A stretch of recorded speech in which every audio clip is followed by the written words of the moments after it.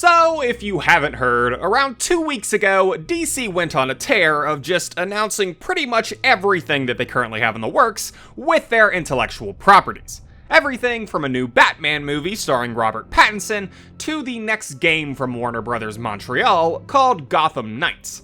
But for me, the most interesting thing to come out was information about a new game that acclaimed studio Rocksteady has been working on called Suicide Squad Kill the Justice League. If you're not familiar with who exactly Rocksteady is, they're the team behind the highly regarded Arkham series, so fans, such as myself, have been waiting for quite some time to see what they've been working on. I believe I can translate. Boomerang has a concussion from the enemy you missed in our last encounter. So the first thing that should probably be mentioned is that this game takes place in the Arkham universe, presumably after Arkham Knight, but we don't know that for certain. This presumably means that Batman isn't going to be a member of the Justice League because he's supposedly dead. As far as the other ramifications on the story, we don't know yet. However, it was stated that certain story threads from the Arkham universe would be tied up in this game, so we'll see what becomes of that. Personally, I'm kind of assuming that it's in relation to Harley, since she's been around, and it would be interesting to see how she's dealing with the Joker's death these days. And in fact, this is a continuation of the Arkham verse, so a lot of the through threads and the storylines you're going to see come to fruition in this game. So we've been able to combine. Onto the story of the game, we are given some pretty big hints as to what is going on in Metropolis in the trailer. It seems that Brainiac is in town and is wreaking havoc, as we can see from the ship present in the beginning of the trailer. This is also probably why the Justice League is turning evil, and why the Suicide Squad is going to be tasked by Waller to kill them.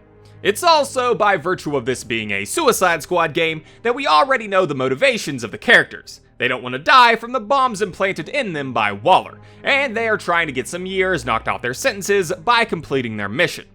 As for gameplay, while we don't see any in the trailer, we did get a glimpse of what each character seems to be about and what Rocksteady is going for with their approaches to their combat. Captain Boomerang obviously has a big emphasis on his boomerang, and it seems to give him the ability to teleport, which he will couple with his gun.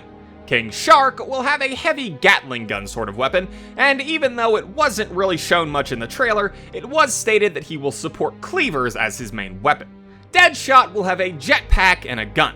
That's really all that we know about him, and it'll be hard for me to envision how exactly he's gonna play without trying it out for myself. Finally, Harley will have a grappling hook and her trusty baseball bat. Presumably, she will play the most like what we are used to with Batman. These are pretty much all of the details that we have at the moment, along with the fact that it's releasing in 2022. As for my thoughts on the game, I've gotta say that I'm a bit disappointed.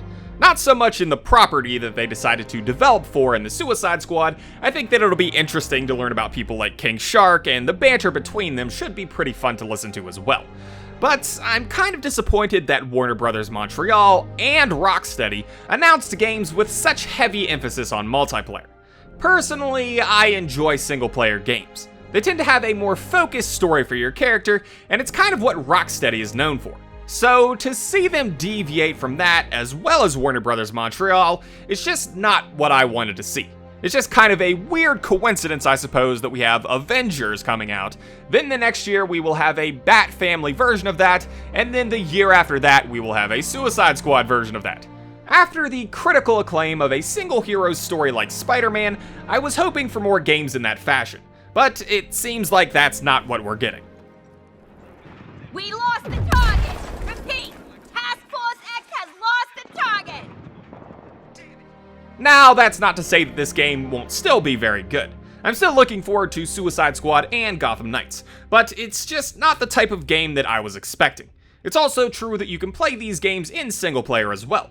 Suicide Squad will allow you to play through the entire game with drop-in, drop-out co-op, and if you're in single player, you can swap between the members of the team at will, so that should be pretty interesting. Anyways, that's pretty much my thoughts on the game thus far. I'm a little underwhelmed, but still interested.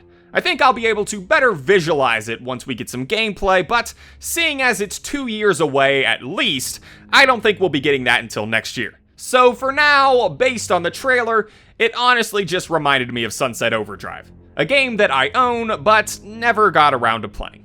But let me know what you guys think in the comment section down below. Thank you all for watching, and I hope to see you all in my next video.